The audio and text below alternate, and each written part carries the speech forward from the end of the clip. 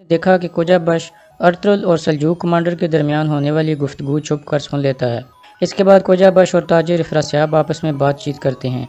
कोजाबश कहता है कि जब तुम नोयान के पास जाओ तो उसे बताना कि मेरे पास बहुत बड़ा तोहफा है उसके लिए। अर्तुगरुल और सल्जूक कमांडर अर्तकुश एक जगह छुप कर मिलने वाले हैं और उस जगह का नाम तांदिर पहाड़ी है। अब अगला काम नोयान का है कि वो कैसे उनका सार उड़ाता है।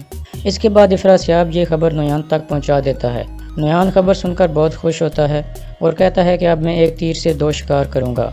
एक तरफ अर्तुगरुल और उसके बेहतरीन सिपाही और दूसरी तरफ सल्जूक रियासत का सबसे बेहतरीन कमांडर अर्तकुश। दूसरी तरफ कबीले में सल्जूक कमांडर वहां से रवाना होने की तैयारी करता है और जाते जाते कुरकुत सरदार को कहता है कि रियासत से कोई सियासी फ़ायदा लेने की कोशिश मत करना वरना नुकसान उठाओगे, क्योंकि आयतुल्लाह का भाई गुमस तेकन महल में सादुद्दीन कोपे के साथ मिलकर साजिशें कर रहा है, इसलिए उनकी साजिश में तुम लोग मत शामिल होना।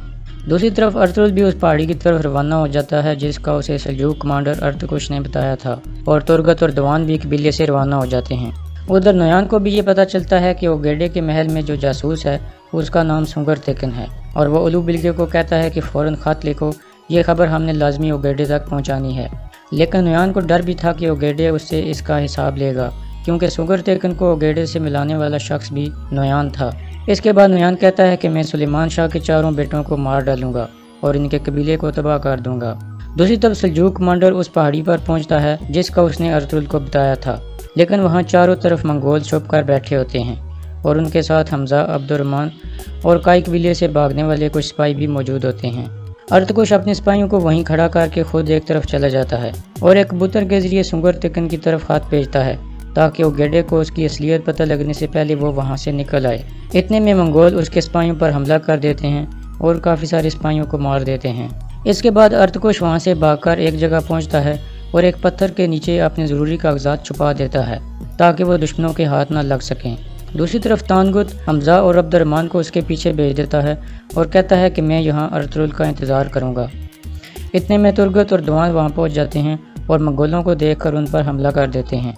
दूसरी तरफ अर्तुगरुल भी उस जगह पहुँचता है जहाँ उसने अर्तकुश से मुलाकात करनी थी और हर तरफ लाशें बिछी हुई देखता है। इतने में एक सल्जूक सिपाही वहाँ से भाग रहा होता है और अर्तुगरुल को गद्दार गद्दार कहकर वहाँ से निकल जाता है, क्योंकि वो समझ रहा था कि उन पर हमला करने वालों में अर्तुगरुल भी शामिल है। अर्तुगरुल वहाँ से निकलकर आगे जा रहा होता है कि उसका सामना तानगुत से हो जाता है। इतने में चारों तरफ से मंगोल सिपाही भी आ जाते हैं और अर्तुगरुल को घेरे में ले लेते हैं। तानगुत पीछे हट जाता है और सिपाहियों को आगे कर देता है। इस दौरान अर्तुगरुल दो सिपाहियों को मार देता है, लेकिन एक सिपाही अर्तुगरुल की टांग पर मारता है जिससे अर्तुगरुल गिर जाता है और दूसरा सिपाही तलवार लेकर अर्तुगरुल की तरफ बढ़ता है, लेकिन इतने में हकीम अर्तुगरुल उस पर तीर चला देता है और अर्तुगरुल बाल बाल बच जाता है। इतने में तुर्गत और दवान भी वहां पहुंच जाते हैं और वो भी मंगोलों पर तीर चलाने शुरू कर देते हैं और अर्तुगरुल मंगोलों के घेरे से निकल आता है। इस दौरान एक तीर तानगुत को भी लगता है और वो जख्मी हालत में वहां से भाग जाता है। दवान उसका पीछा करता है लेकिन वो घोड़े पर सवार होकर वहां से भाग निकलता है।